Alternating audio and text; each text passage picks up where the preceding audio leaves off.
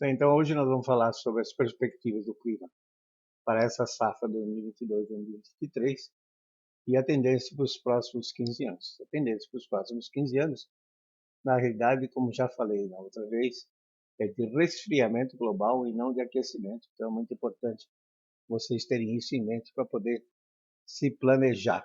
Nos últimos 180 dias, de 18 de novembro até 16 de maio, nós separamos então aqui duas regiões, né, entre 15 e 20 graus sul, de 45 e 50, e 20 a 25, de 45 a 50, para mostrar como foi, então, foram as chuvas, né?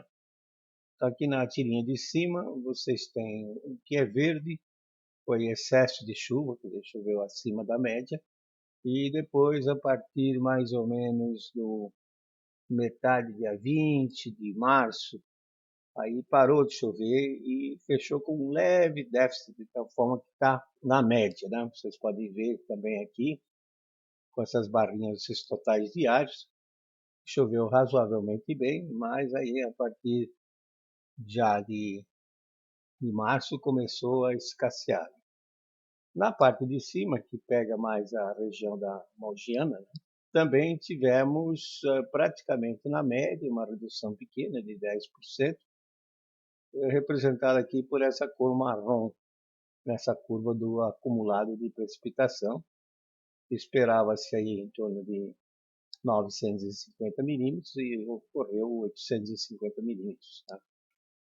E aqui também, nos totais diários, vocês percebem também que choveu razoavelmente bem, mas contrariamente à parte de cima, a região mais para cima, houve uma parada aí em torno do dia 10 de fevereiro, que durou aproximadamente até o dia 10 de março, chuvas abaixo do normal, o que deve ter atrapalhado um pouco o desenvolvimento do cultivo. Mas, de maneira geral, a gente pode dizer que choveu em torno da média. E, de fato, esse mapa de índice de precipitação padronizado, que é feito pelo IBMET, mostra que, na realidade, todo o estado aí de Minas Gerais, boa parte de São Paulo, estava dentro do que é considerado normal, né?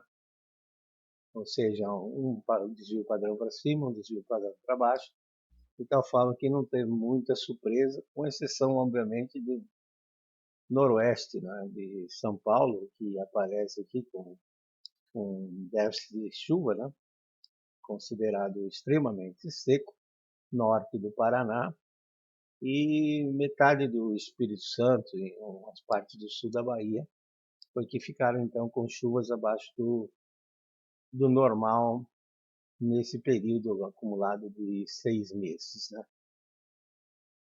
Como é que está o Pacífico? Vamos ter um Laninha, como a imprensa está falando? Do seu ponto de vista técnico, a gente divide o Pacífico em três partes, basicamente. Né? O Ninho 1, 2, que está próximo da costa da América do Sul. O Ninho 3, que pega de 90 a oeste a 180 oeste, essa região vermelha. O Ninho 4, que é a região mais quente, mais próxima da Austrália e da Indonésia. E a região que sofre maior variação é essa região que os americanos batizaram de Ninho 3.4, tá? Que, então, ao longo do tempo, essa região é que dá para a gente notar a variabilidade da temperatura da superfície do mar. Muito bem, de acordo com o IRI, o Instituto Internacional de Pesquisa do Clima e Sociedade, juntamente com o CPC, o Centro de Previsão Climática dos Estados Unidos, nós temos 80% de chance de se ter um laninha, representado aqui pela barra azul, agora em maio, mas note que decresce rapidinho para 49% em julho e mantém-se assim, né, praticamente em torno de 50% a probabilidade de se ter um laninha, e na barra cinza a probabilidade de estar neutro, que é meio grau para cima, meio grau para baixo. Mostrando então um mapa de temperatura, os desvios de temperatura da superfície do mar, foi feito agora recentemente. O que a gente percebe é que, na realidade, as águas estão ligeiramente frias. Mas, embora estejam águas frias, para mim, não se caracteriza um laninha clássico, no seguinte sentido. Para um laninha clássico, deveria ter havido um desenvolvimento de um sistema de alta pressão aqui na costa. Aumentando a pressão aqui, os ventos se aceleram e arrastam a água do continente em direção ao Pacífico Central. Isso força, então, a água a vir de baixo, de 300, 400 metros de profundidade, aflorando fria, né? E isso constitui um laninha clássico. Ocorre que esse sistema de alta pressão não se desenvolveu, tanto assim que nós tivemos chuvas intensas no Peru e no Equador, que se esse sistema de alta pressão tivesse presente, não aconteceria isso. Eu acompanhei desde cedo, desde setembro do ano passado, e vi que, na realidade, essa água fria foi trazida aqui do sul do Canadá, do sul do Alasca, em direção ao Pacífico Central. Portanto, eu, particularmente, não considero isso um laninha clássico. E se não considera um laninha clássico, então nós não podemos utilizar o nosso conhecimento sobre o impacto que o laninha tem na precipitação do Brasil.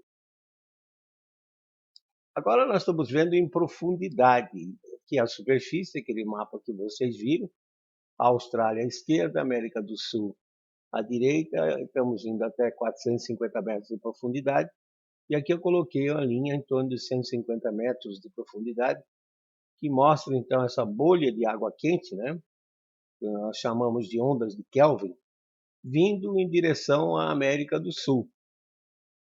E, de fato, ela já veio um pouco, chegou em fevereiro, estava aqui, depois recuou, e agora nós vamos continuar monitorando para ver se ela vai se deslocar. Se ela for se deslocar em direção a leste, né, acertando a costa da América do Sul, então nós poderemos ter um El Niño fraco, talvez a partir de setembro. Em todo caso, vamos ficar de olho. E um outro ponto muito importante é esse, olha, essa elipse azul que mostra que o Atlântico está ligeiramente mais quente do que o normal, o que é bom, porque aí os ventos trazem mais umidade para o continente sul-americano e a gente tem tendência então de ter chuvas um pouco acima do normal. Previsão de clima. Ninguém consegue fazer previsão de clima, a menos que o indivíduo tenha uma bola de cristal. Não consegue fazer. Mesmo os países que investem muito, como os Estados Unidos, o Bloco Europeu, Japão, não consegue. Prever clima é missão impossível. Então eu já desisti de olhar as previsões feitas com modelos, porque eu já expliquei aqui da outra vez, modelos têm um problema sério que é como incorporar o ciclo hidrológico. Eles não conseguem fazer isso direito. E se o modelo não consegue fazer chover direito, então os seus resultados não têm muita significância no que se refere à previsão. Eu prefiro o meu método, que é a previsão por similaridade. Como vocês sabem, a previsão por similaridade, o que a gente faz é traçar um cenário climático e hoje, olhando como estão principalmente a temperatura dos oceanos, que constitui 71% da superfície terrestre, olha como está o inverno nos Estados Unidos, choveu na África, choveu na Austrália, enfim, faz-se um cenário e vai para trás e pega-se um ano, nesse caso 2007, que tenha sido semelhante, tenha tido um cenário climático semelhante nesse período. Nunca vai ser igual, mas pode ser semelhante. Então, nesse caso, eu escolhi 2007 para representar 2022. E o mapa aqui é o seguinte, as cores do branco ao vermelho são desvios negativos e do branco ao lilás são desvios positivos. O que vocês veem aqui para abril e junho de 2022, aqui é a cor verde que predomina nesse quadradinho aqui, que representa a parte de São Paulo e sul de Minas. Na média, nessa região chove em torno de 130 milímetros.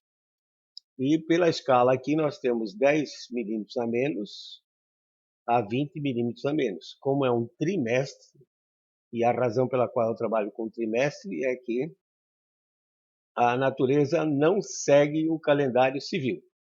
Vou dar um exemplo exagerado. Se cai uma chuva de 100 milímetros no dia 29 de fevereiro, ano bissexto, eu coloco isso aonde? No dia 1º, acumulo com a chuva do dia 1º de março, ou coloco no dia 28. Então, vocês já viram que trabalhando com trimestre fica muito mais fácil e o erro é menor. Então, eu tenho aqui 3 meses, 3 vezes menos 10 dá menos 30, e 3 vezes menos 20 dá menos 60. Então, vou ter um acumulado nesse período entre 70, 130 menos 60 e 100 milímetros, uma redução de 25 a 50%. Para de julho para setembro também é preocupante, né?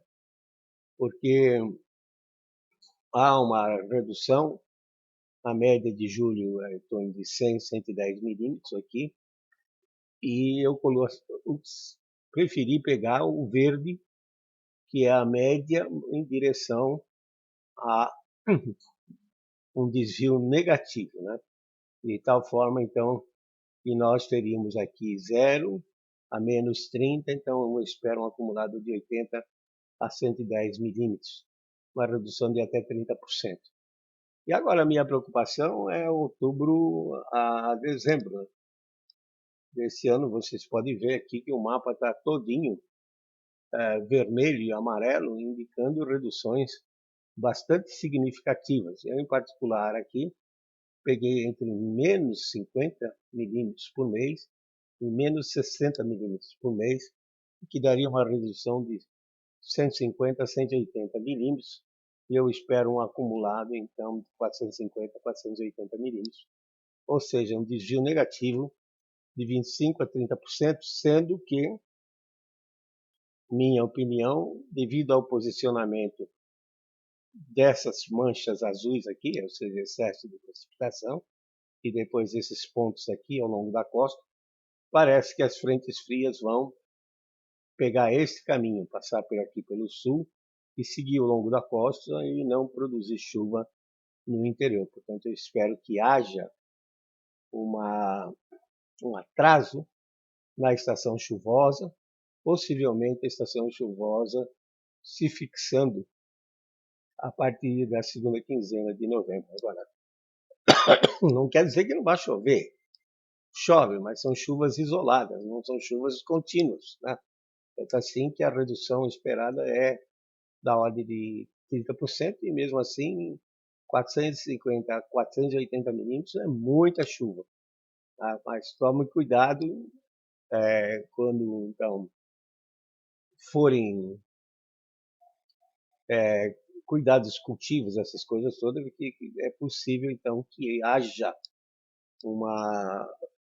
um atraso no início da estação chuvosa e ela só venha se firmar na segunda metade de novembro. Para janeiro a março, não vejo grandes problemas, aparece aqui bastante intrincada a coisa, com o sul com chuvas abaixo do normal, tem uma faixa branca aqui indicando normalidade, e tem outra faixa azul lilás indicando que as frentes frias devem ficar por aqui.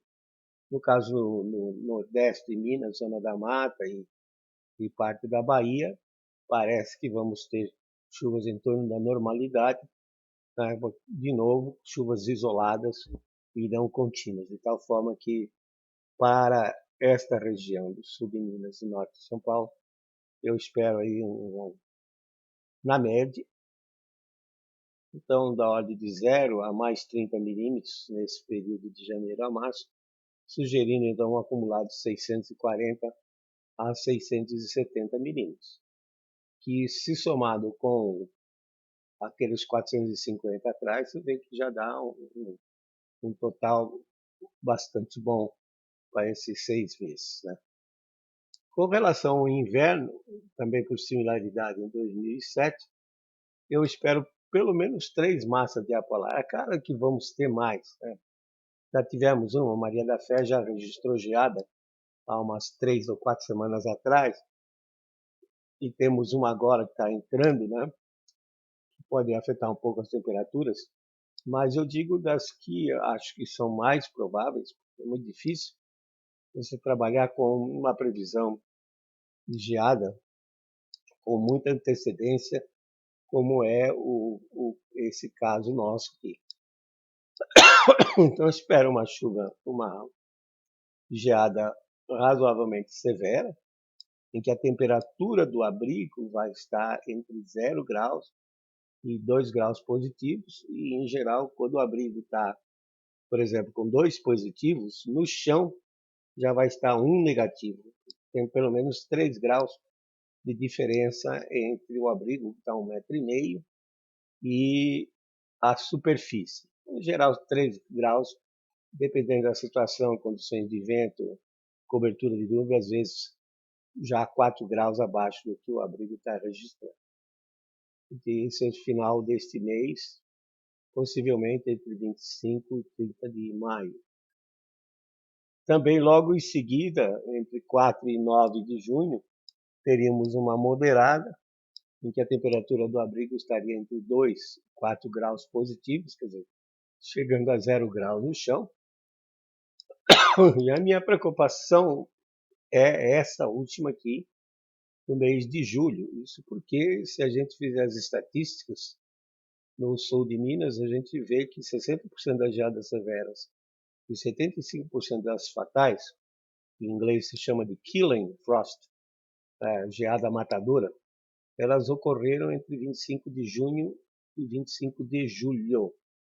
Então, essa aqui é a minha grande preocupação. Eu acho que ela pode ser uma geada que venha a trazer umas consequências razoavelmente graves, né, para a situação do café. Então vamos ficar de olho e lembrar que é difícil você proteger a planta, as plantas permanentes, café, citros, difícil proteger de geada, né? A melhor coisa que se faz é olhar na propriedade onde, por exemplo, foi afetado, as plantas foram afetadas nessa última geada do ano passado, no dia 21 e 22 de julho, e não plantar aí. Quer dizer, essa é a melhor opção que se tem. Qualquer uma das outras, ventilação, hoje é caro com energia elétrica, queima de serragem com combustível também, para fazer uma cortina de fumaça, não funciona e atualmente é bastante caro. Então, tomar cuidado com essa geada aqui, entre o dia 23 e o dia 28. Paciência, né? Temos que nos preparar para isso. E, claro, a pior geada ainda que já aconteceu é essa aí do dia 18 de julho de 75. Tá? Ela entrou para a história, uma geada negra. Para os próximos 15 anos, o que a gente espera?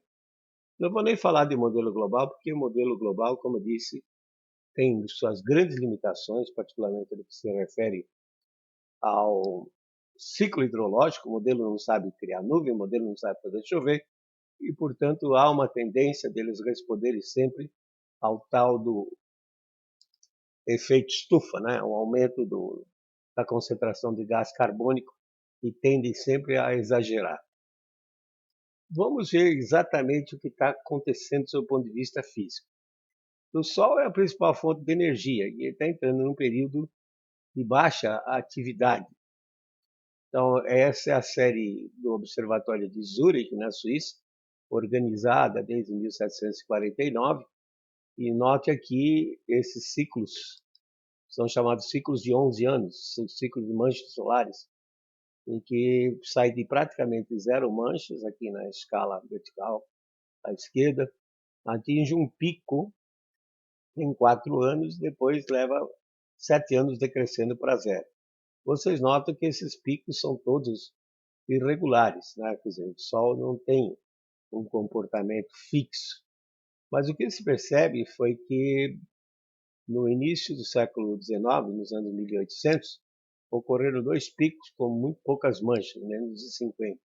Novamente, isso se repetiu no início do século XX, nos anos 1900, e agora, segundo a NASA, já entramos desde o 2020 num novo ciclo chamado ciclo 25, que deve apresentar um número de manchas menor do que esse chamado mínimo do Dow. Então, aparentemente, o Sol tem um ciclo secular superimposto a esse ciclo de 11 anos, e como ele ocorre dois picos consecutivos, então é provável que o Sol esteja com baixa atividade até o ano 2040, 2020 a 2040. Mas o que vai acontecer? Vai entrar menos radiação solar?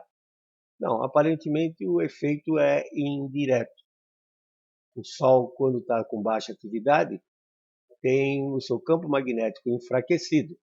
Isso permite a entrada de partículas de alta energia, erroneamente chamados raios cósmicos galácticos, que, segundo a teoria desse físico dinamarquês Henrik Svensmark, produz mais nuvens baixas. E esse é que é o problema. Vocês têm a sensação de que num dia de sol, por exemplo, céu limpo, a carga de radiação solar é bastante grande, mesmo no inverno. Mas quando o dia está nublado, vocês veem que a temperatura é mais baixa, porque a radiação solar vem do espaço exterior, bate no topo da nuvem e volta refletida para o espaço exterior. Então, se o fato do Sol ficar com o campo magnético mais baixo permitir a entrada desses raios cósmicos galácticos, e se eles formarem mais nuvens, então a tendência do planeta é se resfriar, embora nem todos concordem com isso, e em particular os oceanos, né, que constituem 71% da superfície terrestre, o Pacífico sozinho 35% da superfície terrestre. Então, se o Pacífico se esfriar, há uma tendência do clima global se esfriar. E, de fato, o que eu fiz foi, peguei o período de 20 anos e subtraí dos 20 anos passados, em que aparentemente os oceanos estavam mais quentes, e o que a gente percebe é que ao longo da costa das Américas aparecem essas manchas azuis, sugerindo então que o Pacífico já esteja se resfriando. E o Atlântico também, né? Nessa região, o Atlântico aparentemente se aqueceu aí no início dos anos 70, atingiu um pico em 2006 e agora parece que está decrescendo, a sua temperatura está decrescendo novamente. Esses dados são da NOAA, da National Oceanic Atmospheric Administration, Administração Nacional de Oceano e Atmosfera dos Estados Unidos.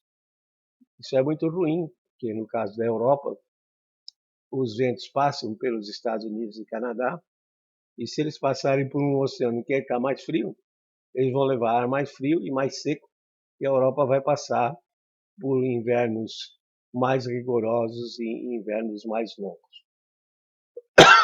Outra coisa que eu notei também foi a mudança na circulação atmosférica. Vou tentar explicar aqui como é que isso funciona. Vocês notam essa faixa vermelha e preta? Isso é o jato polar. São ventos fortes. Note que ele segue um círculo de latitude e depois ele vai mudando e começa a formar uns meandros, né? Aqui entra ar frio e aqui vai ar quente do Equador em direção aos polos. Então, aparentemente, essa animação da NASA, só para demonstrar o efeito visual, mas aparentemente, então, o que acaba ocorrendo é o seguinte: do período de 76 a 2005, que nós tivemos um período relativamente quente, que o painel intergovernamental de mudanças climáticas, o IPCC, diz que esse aquecimento foi culpa do homem, emitindo gás carbônico, né? O que tínhamos era o jato polar seguindo mais um círculo de latitude e aprisionando o ar polar frio, quer dizer, havia raríssimas incursões de ar polar em direção à região tropical. Com a quebra do jato, como vocês viram, formando esses meandros profundos, de um lado entra ar frio e de outro lado entra ar quente. Essa mistura de ar polar frio com ar quente vai ocorrer então um ligeiro resfriamento global, porém nós vamos ter uma frequência maior de frentes frias, de massas polares chegando até a gente. No caso, por exemplo, da Europa, no ano passado, em fevereiro, segunda metade de fevereiro, os Estados Unidos estavam debaixo dessa massa polar fria e a Europa estava recebendo o ar quente e seco vindo do Saara. As plantas na Europa acharam que já era primavera e lançaram seus brotos. E logo depois, 3 semanas depois, como esse sistema ele vai rodando ligeiramente de oeste para leste, entrou o ar frio e matou boa parte desses brotos. A França, por exemplo, estima que tenha sido mortos cerca de 40% dos brotos das videiras, o que deve trazer um prejuízo para a indústria vinícola francesa estimado em 2 bilhões de euros. Quer dizer, esse tipo de coisa possivelmente nós vamos ver mais frequentemente e aparentemente houve uma mudança em 2006. Então, essa curva aqui que foi feita originalmente pelo Giorgio Van Gengen, um climatologista russo, ele criou essa curva chamada ICA, Índice de Circulação Atmosférica, a partir de 1891, onde ele percebeu que a componente meridional, ou seja, o jato, tinha uma componente meridional, soprando mais frequentemente do polo em direção ao Equador. Aí ele criou esse índice e essa curva mais grossa, preta, é a temperatura média global do IPCC. Você nota entre 1916 e 1945, houve um aumento no índice, né, derivada positiva, a temperatura global subiu. De 46 a 75, o índice decresceu, a temperatura global também decresceu e encerrou esse período com aquela famosa geada de julho de 1975. A partir de 76, começou a crescer de novo e a temperatura subiu, como vocês estão vendo. Então, a grande dúvida é a seguinte: será que o índice vai cair? Entre 2006 e 2035, sugerindo então que nós teríamos um período de resfriamento global semelhante àquele de 46 a 75. E se isso for verdade, então durante o verão, nosso verão, inverno nos Estados Unidos, nós vamos ver mais frentes frias como essa chegando e organizando chuva no Brasil, particularmente na costa norte. Há um abaixamento de pressão e as frentes frias do hemisfério sul sobem em direção à costa. Vamos ver mais coisas desse tipo, chamados vórtices ciclônicos de níveis altos, de altos níveis, em que aqui há uma região de movimento de ar descendente seco, e essa região pode viajar entre a Bahia e Minas Gerais, produzindo os famosos veranicos de fevereiro, né? E quem estiver debaixo da frente fria, então acaba ficando com excesso de chuva. No nosso inverno, verão nos Estados Unidos, as frentes frias vão continuar vindo, como estão vindo agora, a gente pode ver claramente, e só que elas vão parar um pouco mais ao norte, na chamada zona de convergência intertropical, que vai estar mais ativa, produzindo mais chuva nessa região, e esquematicamente fica assim, quer dizer, na região da zona de convergência intertropical, em que o ar quente está subindo, a formação de nuvens de chuva, o ar perde toda a umidade aqui e desce frio e seco para o hemisfério sul e para o hemisfério norte. Então, mesmo com a frente fria, note que essa imagem é do ano passado, da geada do ano passado, mesmo com a frente fria entrando, ela não vai conseguir produzir chuva devido à dominância do sistema de alta pressão. Então, céu claro, temperatura baixa, sem vento, que é característica da alta pressão, há a tendência de formação de geada.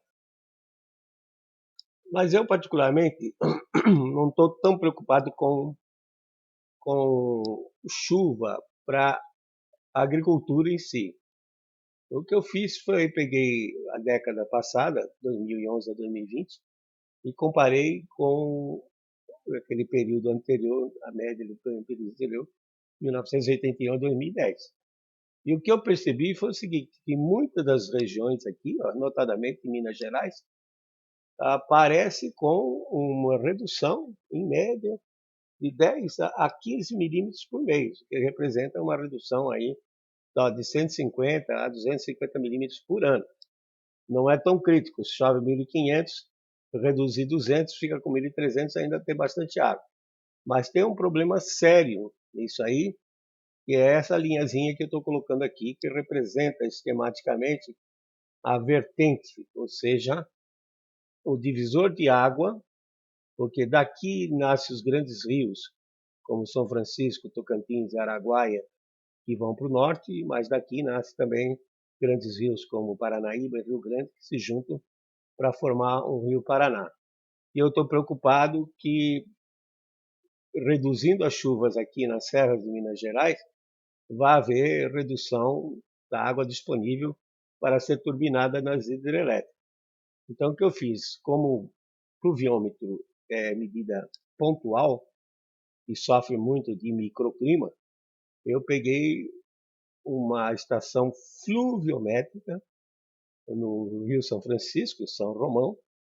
A montante de São Romão são 156 mil quilômetros quadrados de área de captação e percebi que houve uma redução de 40% na vazão do São Francisco, que, diga-se de passagem, nós temos da ordem de 11 mil megawatts instalado no São Francisco. Então, a minha preocupação é exatamente energia, porque energia ficando cara, toda a agricultura, as atividades agrícolas acabam ficando caras também. Em resumo, por similaridade a 2007, 2022 vai ter chuva em torno da média, talvez uns 10% a menos, em torno de 1.500 milímetros na região. De abril a junho, em torno de 150 milímetros, até 10%, dependendo da localidade. Julho a setembro, principalmente setembro, abaixo, né, com até 35%, esperando um acumulado de 80 milímetros. E também de outubro a dezembro, abaixo da média, como eu disse, uma redução possivelmente aí até de 25%, porque eu espero que a estação chuvosa ela atrase, não inicie exatamente em outubro, provavelmente se fixando a partir da segunda metade de novembro. Mas isso não quer dizer que não vai chover, mas as chuvas vão ser isoladas, chuvas esparsas. E de janeiro a março, também na média, até uns 600 milímetros, praticamente para o sul, teríamos uma redução de chuva, e um pouco para cima, mais ao norte, excesso de chuva. Com relação ao inverno, lembrar que pelo menos 3 massas de ar polar significativa, pode haver mais, como eu disse, essa que está entrando agora, né? Mas eu focalizaria mais no final do mês de maio, no final de junho e principalmente essa do final de julho, entre 23 e 28 de julho, que pode ser uma geada fatal, que vai causar um certo estrago. Nos próximos 15 anos, os totais vão estar em torno da média, talvez um pouquinho reduzido aí, em função daquele mapa que nós vimos. Vamos ter menor frequência de El Niños fortes, não vamos ter El Niños fortes, portanto, nos livros de qualquer seca severa que venha a acontecer. Uma frequência maior de tempestades, particularmente na mudança das estações, de outubro a dezembro e de abril a maio, que pode haver desenvolvimento de nuvens de tempestades que venham até produzir granizo em alguns casos. E no período como um todo, de abril a setembro, a gente espera menor redução do número de dias com chuva por conta dos sistemas, as frentes frias que vão estar fazendo incursão nos Estados Unidos e chegando até aquela zona de convergência intertropical. Mas a gente pode esperar, em média, inverno e primavera um pouco mais frio para as regiões e particularmente fora dos trópicos. Os Estados Unidos, Europa, o bloco asiático representado pela China, vão sofrer invernos um pouco mais longos, de tal forma que o solo fica congelado por 2, 3 semanas a mais, e quando eles plantam fora da janela de plantio e já estão sujeitos em setembro, outubro, a terem geadas prematuras ou mesmo nevascas, e aí fica difícil colher particularmente soja e milho. Lembrar que clima varia por causas naturais. Eventos de tempo severo, como excesso de chuva, como esse que ocorreu em Petrópolis, sempre ocorreu. Né? A gente tem cartas de Dom Pedro II reclamando desse excesso de chuva em Petrópolis. Né? E isso é independente. Com clima frio ou quente, sempre ocorreram. Por exemplo, a pior enchente que São Paulo já sofreu foi dia 29 de janeiro de 1929. O fluviômetro da Estação da Luz, que foi colocado pelos ingleses quando começaram a fazer a São Paulo Railway em 1887, até hoje, janeiro de 1929, é o grande recordista com 533 milímetros. Nunca foi ultrapassado. Então nós temos que nos planejar melhor, nos adaptar melhor e cuidar na ocupação do espaço geográfico, não permitir que a população ocupe espaços que são considerados espaços de risco. Aquecimento global produzido pelo homem não existe. É uma mentira. O CO2 não controla o clima global. Vocês viram, eu falei, em raios cósmicos galácticos produzindo mais nuvens e resfriando o planeta. O CO2 não é um vilão, o CO2 é o gás da vida. Quanto mais CO2 tiver na atmosfera, maior a taxa de fotossíntese, maior a produtividade. E reduzir as emissões, como querem aí esse Acordo Climático de Paris 2015, do ponto de vista de clima, é inútil. O CO2 não controla o clima global. E me parece mais uma ação de governança global, como nós vimos durante o Covid-19, em que um indivíduo lá em Genebra, na Organização Mundial de Saúde, mandava, desmandava, lockout, etc e tal, parem de trabalhar, vão cuidar. Quer dizer, parece que o homem sempre gostou disso, de governança global, de mandar nos outros. E, é claro, uma atitude neocolonialista, tá? Porque o Brasil, essencialmente, é exportador de matéria-prima.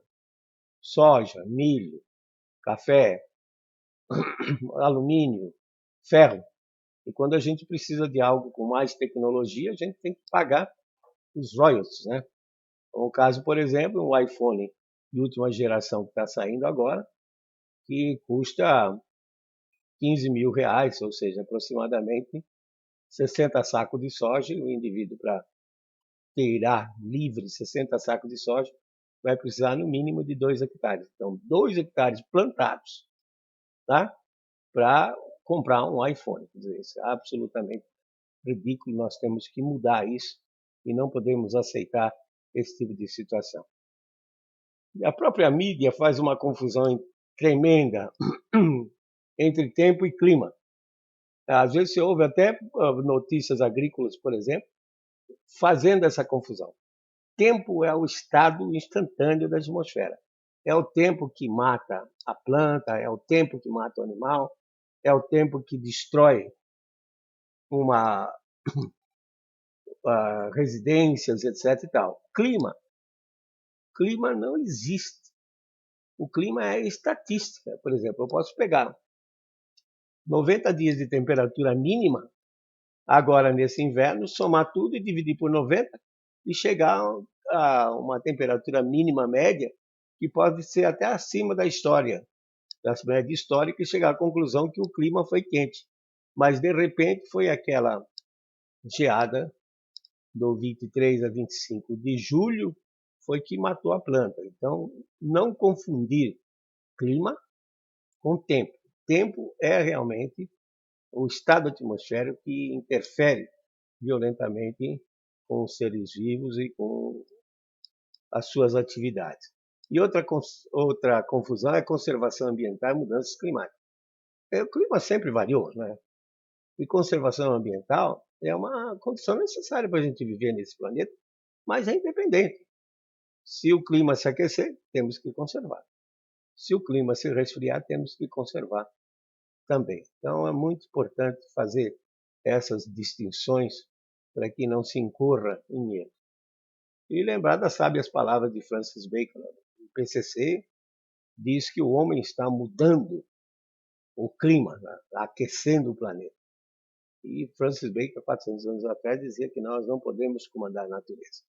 Nós apenas temos que obedecê-la e nos adaptar a ela.